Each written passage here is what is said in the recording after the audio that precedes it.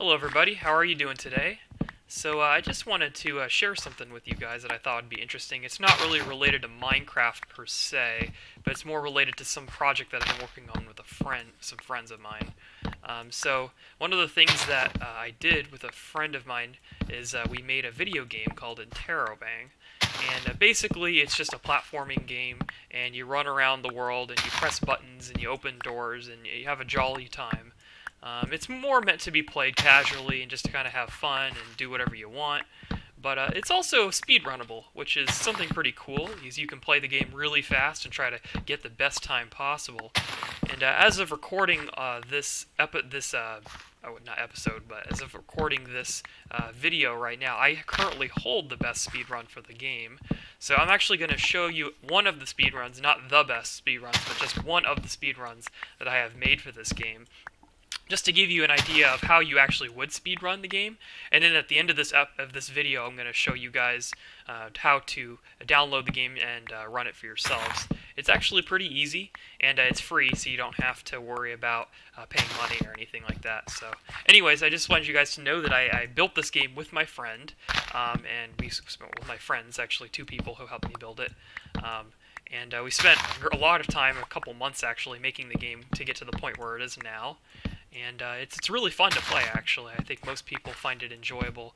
It does kind of have a learning curve to begin with, and you really have to have experience with, player movement. The controls are very similar to that of Minecraft, but they're also very different because, like, in Minecraft there's momentum, but in this game there really is no concept of momentum. But if you play it for yourself, you'll kind of get an idea of what I'm talking about. So yeah, without further ado, I'm going to go ahead and play that video for you. I actually made a voiceover of me talking over the video while I go through it, so you guys will get to hear my comments and input as you watch the video go through. And definitely please make sure to leave a like or a comment, or even subscribe to the channel if you want to see more stuff related to Interrobang. But I'm definitely interested in playing this game more. Now that I have access to a better computer, I could try to speedrun the game faster. Although the time I have right now, 3 minutes and 3 seconds, would be pretty hard to beat. But yes, go ahead and see for yourselves and tell me what you guys think. So without further ado, I'll go ahead and roll the footage. Alright everybody, so let's go ahead and start looking at my speedrun that I made here. I apologize for the poor resolution. This is recorded on a really crappy laptop. And I had to play the game and record it at the same time, and I was doing it on the Dell Inspiron. So yeah. So if you look at what's going on, basically I'm just jumping through these levels really quickly. And I'm following a very specific path that I had outlined for myself. I had practiced this many times. This is in fact not the fastest speedrun that I've done for this game, but it's indeed one of the best ones I've had. At the end of this video, I'm going to actually show you guys a picture I took of me achieving the game at the fastest time of 3 minutes and 3 seconds. This run was about 3 minutes and 30 seconds, so a little bit slow, but it still shows you all the steps that I took. So if you just saw there, I actually had made a mistake jumping down from that platform, but now I'm in the second level right now. This is the first part of level 2, which is pretty fast. You just got to make sure you get all the jumps correct, and it's pretty easy. So here we are, part 2 of level 2. This one's a little bit harder. I'm going to make a few mistakes here. Yeah, so you can see I made a mistake there. But as you can see, it's very tricky because I have to land on just the edge without touching the spikes, which takes a lot of practice to get it perfectly. I remember when I did the game in 3 minutes and 3 seconds, I actually did it pretty fast, and I was able to do everything perfectly with no mistakes, but I still followed the same route that I'm doing here. So this part is really interesting because you have to kind of expect that the platform is going to move, so you jump onto it. So here we are, part 1 of level 3. This is all very fast, as you can see. I'm just moving as quickly as possible. I'm doing a little bit of trickery here with the platforms to try to get to this button as fast as possible. Yeah, we're moving quickly, jumping down. Alright, so that's part 1 of level 3. Pretty fast. This is part 2 of level 3. Now this one's the longest part of all the levels by far because I have to push 5 different buttons. So here's button number 1. You just kind of jump into this little hidden area. It's not too hidden, you can still see it pretty well. I jump here, and I go this way. And then this one's kind of tricky because you don't jump right here, you don't jump. I just ran off the edge. That's a tricky part that some players kind of forget. Oh, made another mistake. Yeah, as you can see, this is not my best speedrun by any means. So, yep, there's button number 3 right there. What makes this speedrun really cool, though, is that I'm using techniques that my friends had showed me, but I actually incorporated some of my own towards the end. Here we go.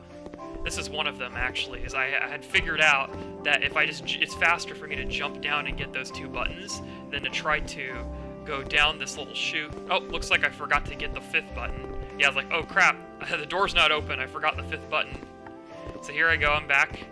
Yeah, so I wasted a lot of time there trying to get the 5th button. So notice how I could have continued down the path. There's actually a chute there that'll take you down to the 5th button, but it's actually faster to drop down and get those 2 in the lower area before going to the one in that hidden area. So, anyways, this is the last part of the last level. This one's pretty fast, but if you make any mistakes, it'll cost you the run.